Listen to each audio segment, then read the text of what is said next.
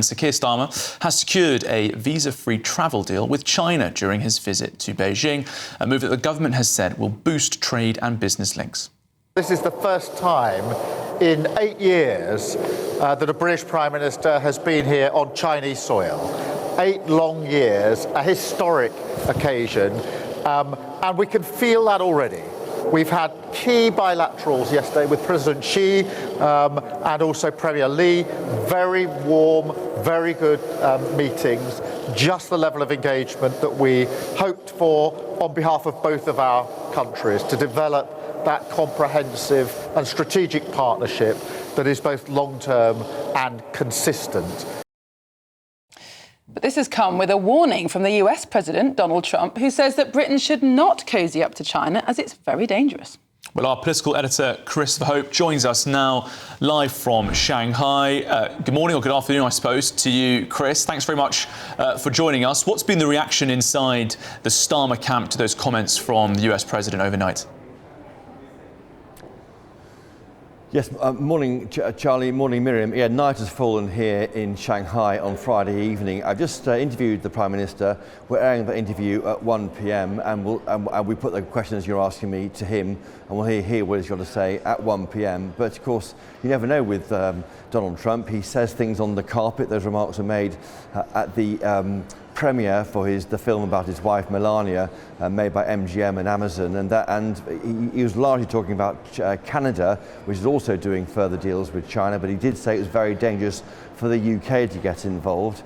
You can't really deal with often half the time what Trump might be saying. It's very frustrating, I think, but the government carries on with what it's trying to do and trying to focus on its relationship with China. There is a real thawing in this deep freeze relationship with China. 2018 was the last time a Prime Minister came here. That was Theresa May. Since then, the French have sent their leaders 3 times, the Germans 4 times. We've done 0 with an economy which is the second largest in the world and growing. 300,000 jobs in the UK rely on Chinese businesses. That's why they're here. But of course, there is always that risk with security. We've come here with burner phones, burner laptops. That means that I've got a kit here which the Chinese state can't put any viruses into to try and cause problems for me at GB News, and others too are taking the same precautions. But if you go in eyes wide open, our government believes, the new government, the Labour government believes, then you can do deals with China, and that's why they're doing it. Yesterday, President Xi met with Sir Keir Starmer and specifically praised the Labour government for trying to reset this relationship, almost taking a swipe at the Tories. Kemi Badenoch, of course, the Tory leader, she says that Keir Starmer shouldn't be here, and other senior Tories too. They're concerned about China. On their watch, of course, Huawei, the Chinese telecoms firm, was removed from the 5G network in the UK. Also, we saw snooping claims on MPs and members of the team around previous Conservative Prime Ministers by elements of the Chinese state. So the Chinese state would deny that, but that's the concern in the UK, and that's almost drowned out the economic advantages of doing more trade with China. And that's because Sir Keir Starmer's fate, frankly, relies on an improving economy. If that economy can't get out of the doldrums this year, he will be in trouble going into the election period in 2029. He knows that the economy is all that counts, and that's why it's worth taking the risk with China. Hello, I'm Bev Turner. Now, it can feel like the money in our bank accounts at the moment does not keep up with the cost of living, and maybe there's a solution. I'm here today with the CEO of TallyMoney, Cameron Parry. Cameron, what is TallyMoney? Well, Bev, with TallyMoney, you get a current account and a debit card, but instead of pounds, you use milligrams of gold as your everyday money. So why gold? Gold traditionally is a great store of value. It has, on average, gone up at over 11% per annum for the last 25 years against the pound. It's tripled in value in the last decade. And in the last 2 years alone, it's increased by 50% against the pound. Banks' savings products just can't compete with that level of growth. But this isn't just about gold. This is about a currency that you guys have created at TallyMoney. Explain it to me as though I'm an idiot. So, look, people need to be able to hold their earnings and build their savings in a money that retains its value and remains in their legal control and remains theirs to access, away from government control. Great. You had me at not exposed to government control. You should feel safe and happy with your money. You should have peace of mind the more money you see in your bank balance, and that's the type of thing we're trying to deliver, and give people choice in the type of money they get to use every day. Brilliant. Thank you so much, Cameron. Thank you.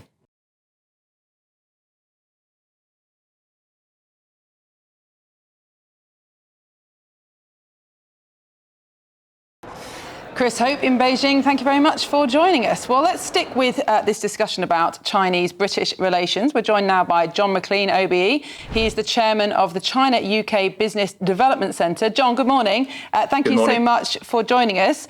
Now, you welcome warmer relations with China, I believe. What are the advantages to British businesses of this cozying up to Beijing?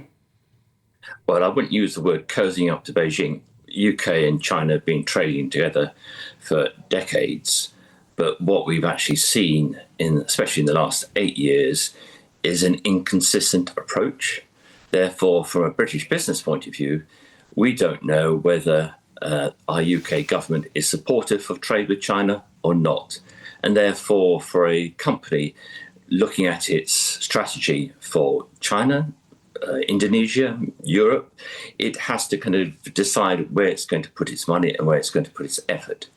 And therefore, if you're getting an incomplete approach coming back to you, you probably decide not to go to China.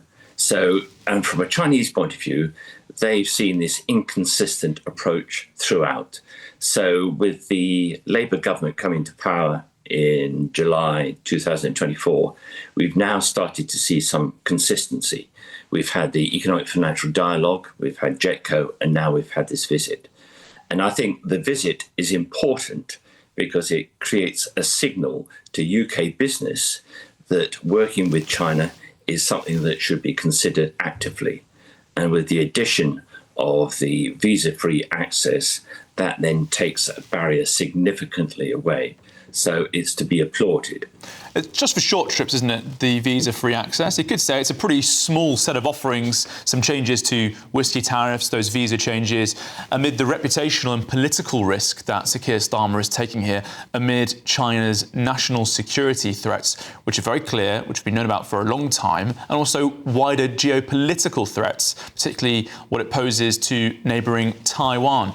John, are you not concerned that the warmer relationship that Britain is proposing with China risks weakening our stance on international security on the global stage?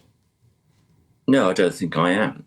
If you put it in, coming back to the first part of your comment, the purpose of the visit was not necessarily to go and sign lots of deals. The purpose was to create a re-engagement. And that re-engagement has happened. Now the work starts with our companies and our governments in terms of sitting around tables and agreeing how we can work together, how we can improve our trade. We have to put into context that China represents our third largest trading partner. We have 370,000 jobs as a result of exports to China. It is a country which is growing. So prospectively, sorry, go on. Apologies for interrupting, but you use this language, trading partner.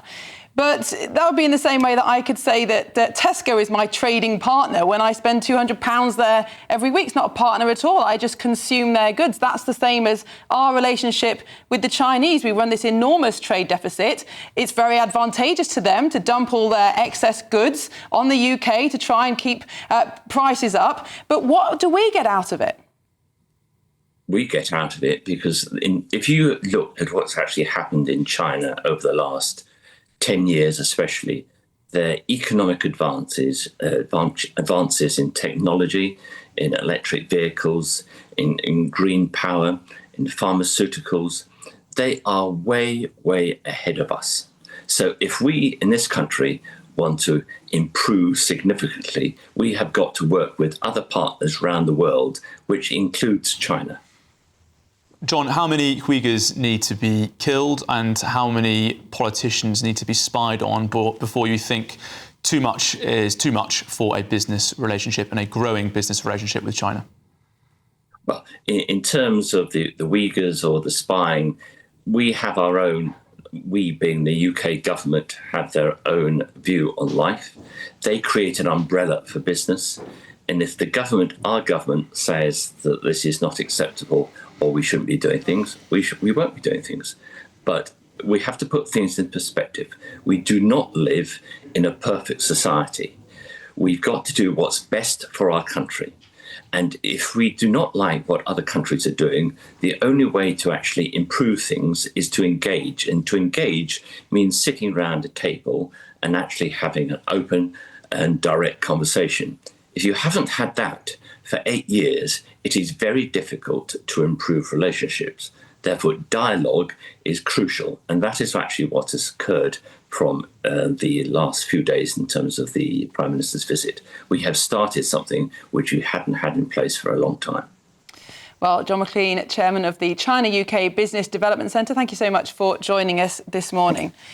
Charlie, I just think we're being so naive because dialogue or no dialogue, we buy more and more Chinese goods each year. We're more and more beholden to them economically, and we produce less and less of our own goods.